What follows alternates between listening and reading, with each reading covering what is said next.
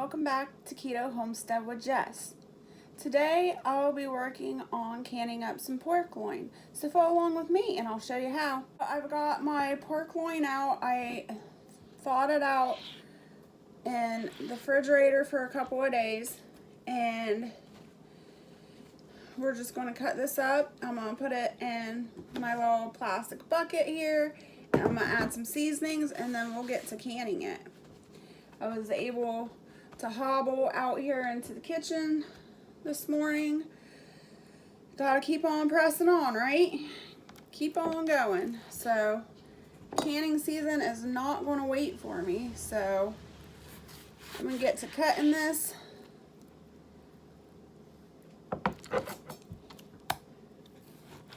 And just cut in quarters. And you can trim the fat off if you want, but as you know, I don't cut any fat or take any fat away from any of the foods I eat. So we'll just continue cutting this up until it's all done. I think I have 3 or 4 pork loins here that I'm going to be working on.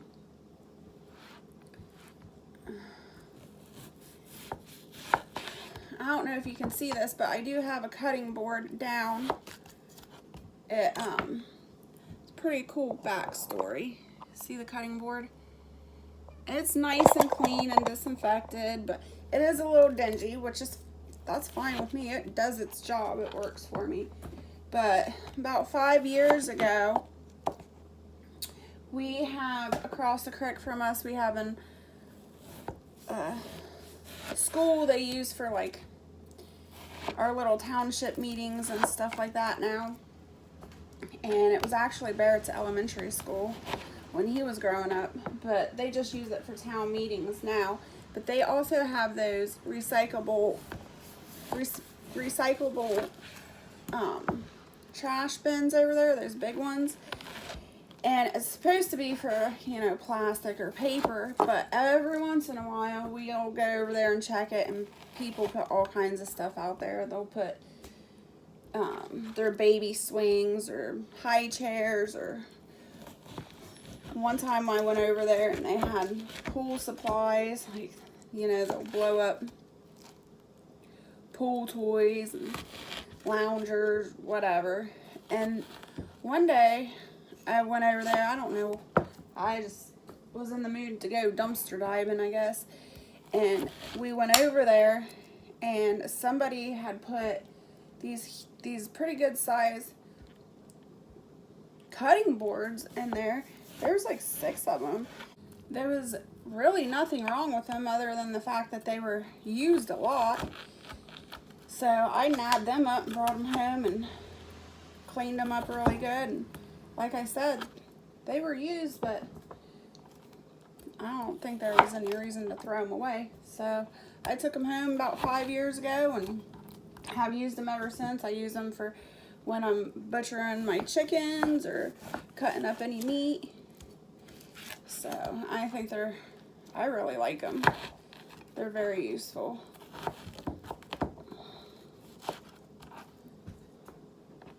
I did end up giving 2 of them away to my girlfriend, so she had some.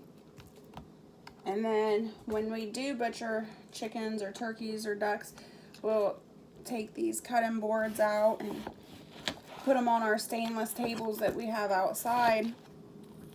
And that way we don't ruin our stainless tables cutting that meat up. So I'm going to go ahead and continue doing this. I'll bring you back when I have everything cut up.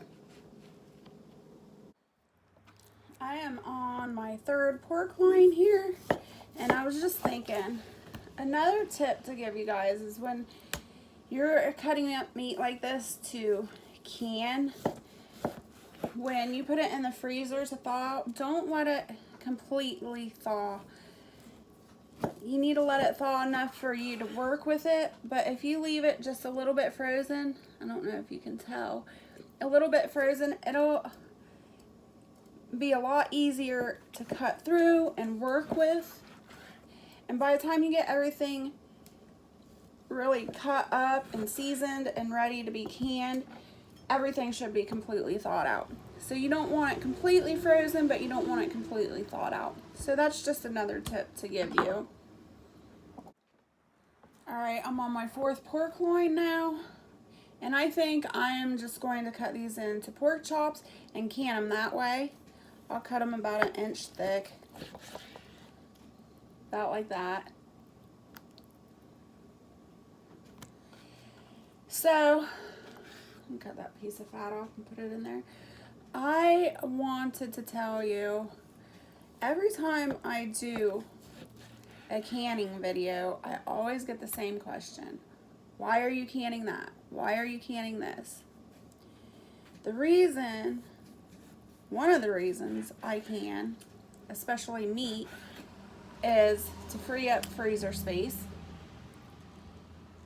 Also, a few years back, I don't know, probably 5, 6 years back, we had a really bad, what was it? I don't remember what caused the power outage. It was the dead of summer.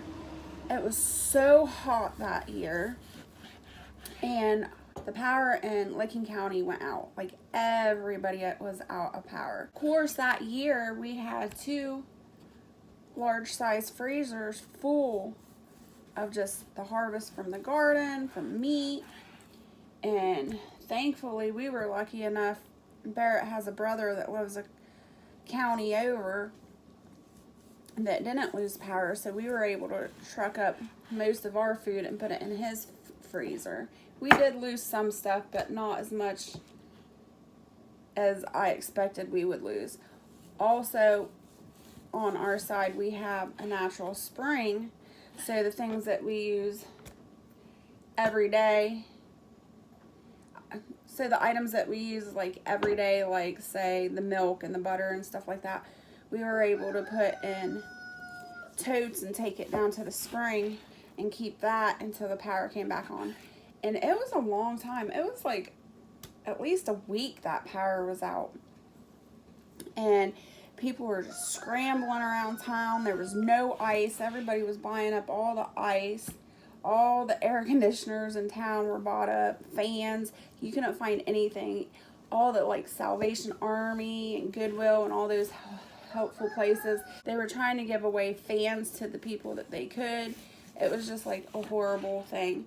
So I can this meat in case of emergencies like that. And like I said, to free up freezer space. And I don't have to worry ever again about losing power and losing all the vegetables and meats and things that I do can. So this is why I can. Let me, if there's anybody else out there that's watching that cans and preserves their foods, stocks up on meats, let me know why you started canning and what got you into it. Alright, I'm going to start with these pork chops. These jars have been washed and cleaned, and Barrett was canning for me, thankfully, yesterday and last night. So he's got salt in the bottom of these that he didn't use. So I'm going to go ahead and just get my pork chops in here.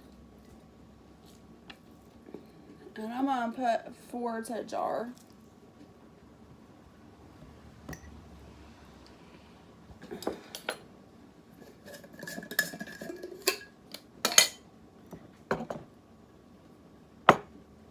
Now Barrett, he don't like to can. It's not his forte. But thankfully, since I've had a few rough days, he pitched in and helped me. I stayed on our speakerphone on the house phone and was able to walk him through the process of canning and how to do it. He did a really good job. He canned up some salsa last night for me, so that the tomatoes wouldn't go to waste. He ended up getting 12 pints of salsa. He did really good, so I'm proud of him. And then he took it upon himself. He got inspired, which I'm happy about. Maybe he'll help me can some more often. But he ended up taking half of that salsa and making some chili out of it. I would have never thought to do that. But he put half the salsa in another pot, fried up some hamburger and some sausage, and then mixed that in with the chili. And then he went ahead and canned that together, and he ended up getting 4 quarts of chili for himself. So that's pretty cool. He was really proud of himself. I'm proud of him. I think the reason that he doesn't like to can, it kind of scares him, which is alright. Canning scares a lot of people. But I was canning one year, and I couldn't get one batch done before I had to be at work, and back then I was working night shift. So the only thing he had left to do was to turn off the canner when the time was done, and then take the jars out of the canner after it had cooled down. I told him, you got to be careful, make sure all the pressure came down before you take the lid off. Well, I guess he took the weight off, and he didn't, I don't know, I don't exactly know what happened, but he took the weight off, he took the lid off, and when he took the lid off, the water like bursted out and hit him in the chest and the stomach. He wasn't burnt too bad, but it was enough to hurt and scare him. So after that incident, he's not really gotten into canning. So I had to educate him, and I'll let you guys know too, when you got to make sure the pressure is out of your canner, for one. And two, when you take the lid off your pressure canner, you always take it off away from you. So when you take the lid off, you go like this, and then the steam goes out the back and don't come towards you. So that's a really good tip. But that's the only like real freak accident that's ever happened, knock on wood, that's ever happened to us while canning or pressure canning. Alright everyone, I've got my canners full. I ended up having to put both canners on. This one, Barrett had to run and go get me more jars. So he's out in the barn getting me more jars right now. I just want to go over this one more time. So we are raw packing. We put a teaspoon of salt in each jar.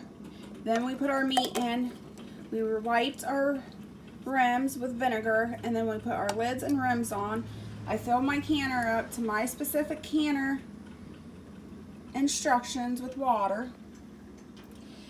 And I'm going to can these for 90 minutes at 10 pounds of pressure. Check your altitude to see how many pounds of pressure your canners need.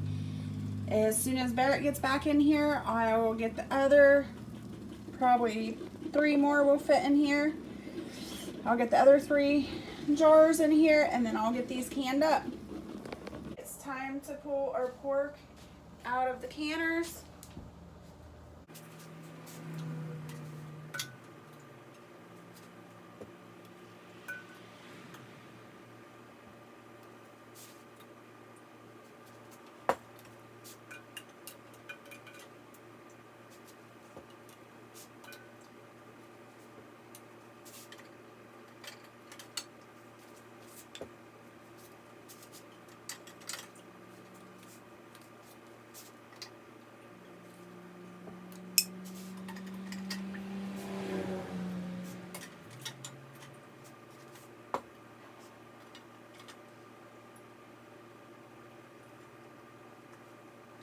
Alright, we got 12 jars of canned pork.